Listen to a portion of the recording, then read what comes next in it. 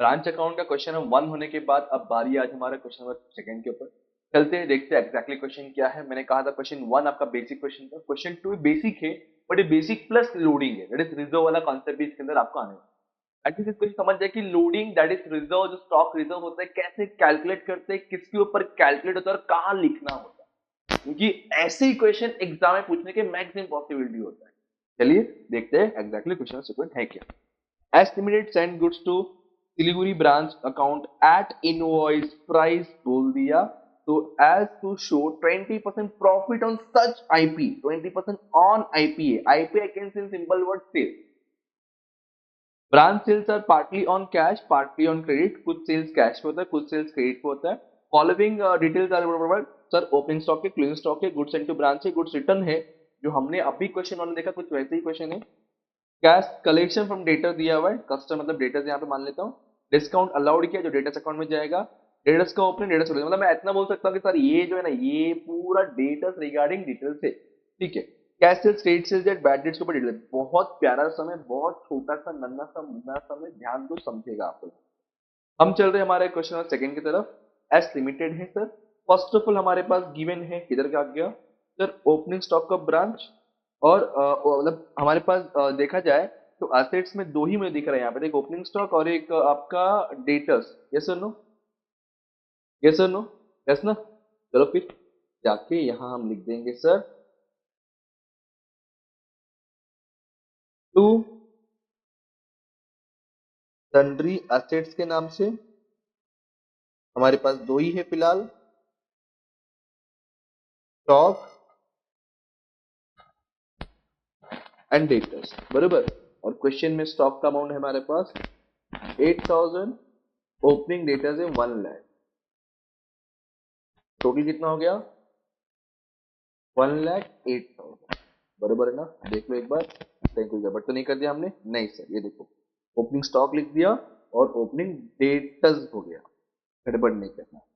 अब एक closing stock, closing status और गुड्स इनटू ब्रांच। चलिए फिर एक काम करता हूं, मैं यहीं पे ना दिखा देता हूं बाय सन्ड्री एसेट्स। ये हमारा क्लोजिंग वाला है सर, इसमें स्टॉक है एंड क्या है डेटर्स है, बरोबर ना। स्टॉक का वैल्यू 8,500 है और ये 92,000, टोटल कितना होता है। और ध्यान रखना सारे स्टॉक वगैरह आईपी में, आईपी पे, ये भी आईपी है, ओपनिंग स्टॉक भी आईपी है, मतलब पूरा क्वेश्चन आईपी वाला सॉल्व कर। जरा करो ना ये, 8,500 प्लस 92,000 equal to 1,05,000। Okay okay okay okay. उसके बाद है sir good send to branch at invoice, good send to branch at cost पे दिया यार, मतलब इसका रिजर्व निकालने की जरूरत नहीं पड़ेगा। ओके, एट कॉस्ट प्राइस है, ठीक है। तो मैं यहां लिखता हूं गुड सेंड टू ब्रांच पहले। कोई कोई क्या करता है इस कॉस्ट को आईपी में कन्वर्ट करेगा, आईपी का रेट लिखेगा फिर इसका लोडिंग रिकॉर्ड करेगा, दोनों चल सकता है। गुड्स सेंड टू ब्रांच जो कि एट कॉस्ट, ये ध्यान रखना है 4,80,000, समझो कॉन्सेप्ट को। कोई कोई इसको आईपी में कन्वर्ट करके यहाँ पे आईपी का रेट लिखेगा और इसका लोडिंग यहाँ रिकॉर्ड, दोनों चलेगा। फिर क्वेश्चन में क्या है सर, मतलब हमने अभी ये भी रिकॉर्ड कर लिया, ये भी हो गया हमारा। Returns to HO at invoice price दीजिए, ओके। मतलब ये इन रिटर्न क्रेडिट में आएगा 40,000 का आईपी है, मतलब यहाँ आने वाला है by goods send to branch.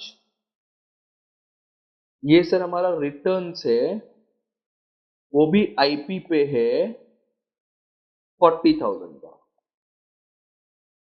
बराबर। सर हमने अब ये भी कवर कर लिया। अब आते हैं सेल्स, कैश सेल्स क्रेडिट से मैंने कहा है कि ब्रांच अकाउंट जब ड्रॉ कर रहे हो तो यहाँ पे रेमिटेंस आता है, रेमिटेंस मतलब इसमें कैश सेल्स होता है और दूसरा होता है sir collection from debtors, collection from debtors. Question check करो, कैश सेल्स दिया कितना है 1,10,000। कलेक्शन फ्रॉम डेटर कहीं दिख रहा है क्या आपको? हाँ ये देखो, cash receive from debtor that is 6,50,000, total हो गया 7,60,000। ठीक है, तो जो ब्रांच में आना चाहिए हमने ये भी रिकॉर्ड कर लिया, कैश सेल्स भी रिकॉर्ड कर लिया, क्रेडिट से फिलहाल यहाँ पे नहीं आएगा। अब थोड़ा ध्यान देना, समझना चीजों को कि सर जो हमारा बैड डेट्स वाला कॉन्सेप्ट है, बैड डेट्स वाला प्लीज समझो, बहुत कंफ्यूजन होगा वरना। जो बैड डेट्स वाला कॉन्सेप्ट है वो यहाँ पे हम कंसिडर नहीं करेंगे। ये कहाँ आने वाला है सर? हमारा डेटर्स अकाउंट में आएगा। कितना अमाउंट है ये? 4,000, बरोबर। फिर हमारा क्या है? Return from customer. Sir return from customer की बात हो रही है, मैंने कहा था ये ब्रांच और एचओ के बीच का ट्रांजेक्शन रिकॉर्ड होगा कस्टमर वाला, ये भी डेटर्स में जाएगा। हाँ, सन्ड्री एक्सपेंस एक 1,50,000 आपको यहाँ दिखेगा, 1,50,000 यहाँ पे दिखेगा डेबिट में। टू कैश बैंक, एंट्री क्या बनता है? Journal entry, branch account debit to cash bank for the expenses. कितना था? 1,50,000। बरोबर है क्या? बरोबर है क्या? क्लियर है? ओपनिंग आ गया, गुड्स एंड टू ब्रांच आ गया, और सन्ड्री ये आपका एक्सपेंस दिख गया। इसके अलावा जो बाकी चीज दिख रहा है वो डेटर्स में जाता है, और हमें सिर्फ इस बार डेटर्स बनाने बोला ही नहीं है ना, नहीं बोला है। और डेटर्स बनाना पड़ा ऐसा कोई रीजन भी नहीं है, तो डेटर्स हम नहीं बना रहे थे।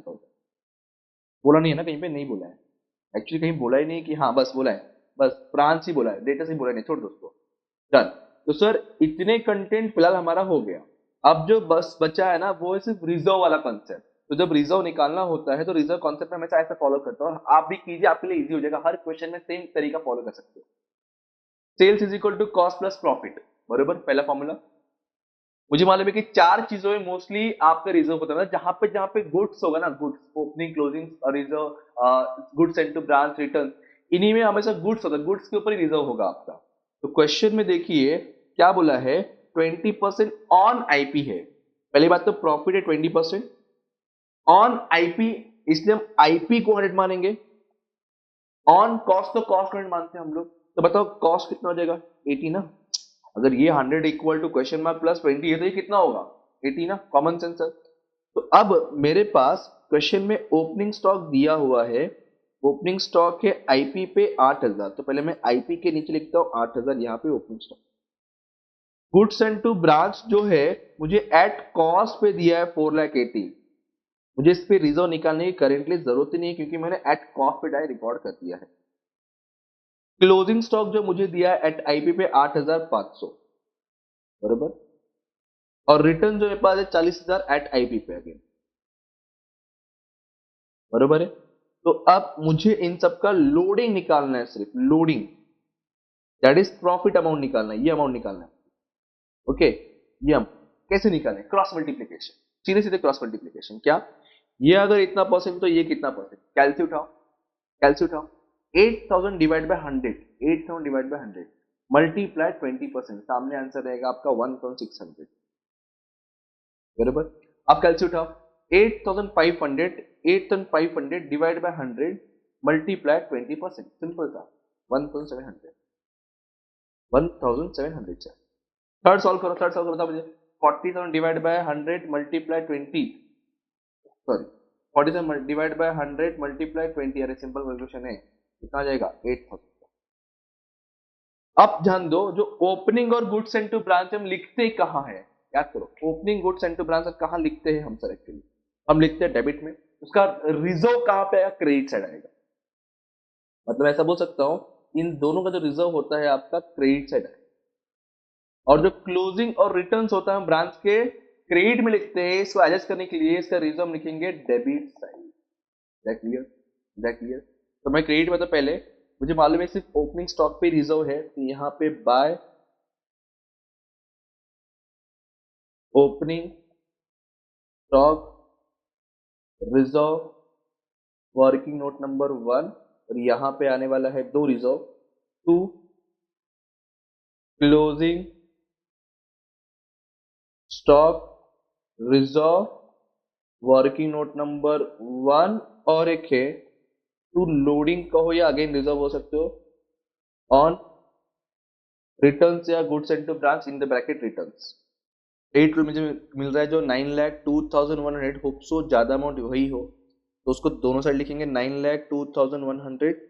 इसमें से माइनस तो डेबिट के amount that is 1,08,000, minus 4,80,000, minus 1,50,000, minus 1,700, minus 8,000, 1,54,400 यहाँ बैलेंस आ रहा है, बरोबर। ये बैलेंस कहाँ ट्रांसफर हो जाएगा, टू जनरल पीएनएल अकाउंट में। दैट्स इट, इतना क्वेश्चन था आपका, ये मस्त एकदम प्यार से नन्ना सा मुन्ना सा क्वेश्चन था, क्वेश्चन 1 सो कंप्लीटेड। अब मिलेंगे हम क्वेश्चन आई सॉरी ये क्वेश्चन ओ सॉरी ये क्वेश्चन नंबर 2 था, 2 2 2 2 क्वेश्चन नंबर 2, पेज नंबर क्या था इसका, 465।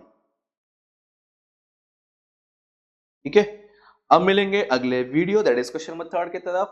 तब तक के लिए बाय टाटा, जय।